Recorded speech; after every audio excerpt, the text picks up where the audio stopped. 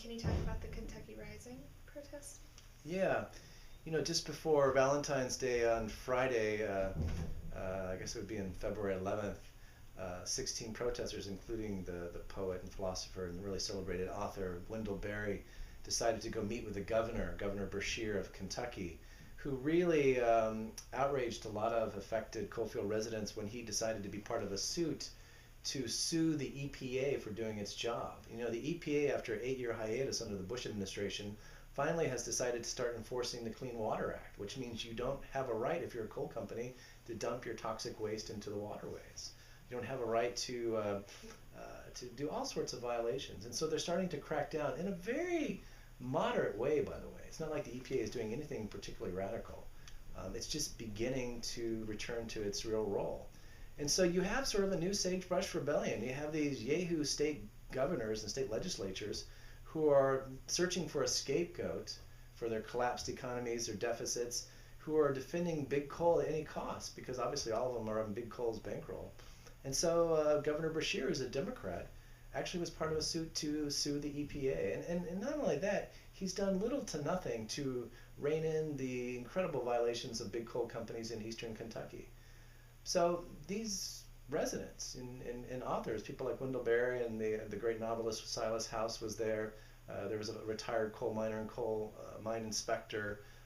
All sorts of activists were there to say, hey, you need to come to grips with what's happening and at least come and visit our region and see some of the affected citizens who are having to live in these ridiculous areas. Wendell Berry talked about how his first anti-strip mining involvement was 45 years ago.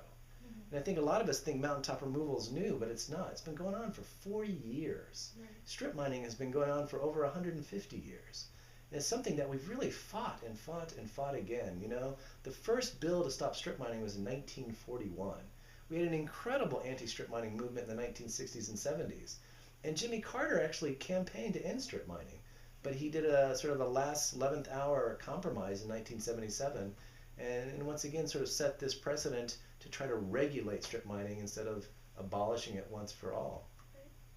So these protesters went in on February 11th. They tried to meet with the governor. The governor gave them about 20 minutes of his time, sort of spouted a bunch of platitudes. The protesters basically said they weren't satisfied with his response. They needed to see some sort of concessions that he was going to begin to take this seriously, the whole issue of mountaintop removal and how it's so affected not only the waterways but the health of so many eastern Kentucky residents. They declared their intent to stay there as a sit-in. Of course, this was the beginning of the Egyptian uprising, so the governor was probably scared to get them arrested as they anticipated. So he said, you can just stay in my office if you want. And so they occupied the governor's office for 4 days throughout the whole weekend. And it was amazing. They had all sorts of meetings and conferences. They did readings. Wendell Berry read from The Tempest and Shakespeare.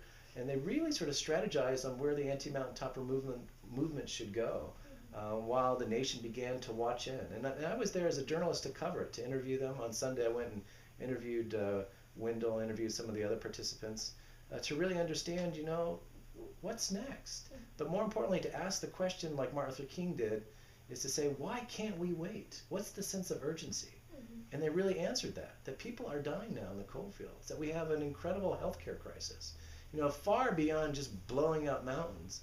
We have people who literally are living in areas that are no less than national sacrifice zones, who are being sacrificed for our dirty energy dependence.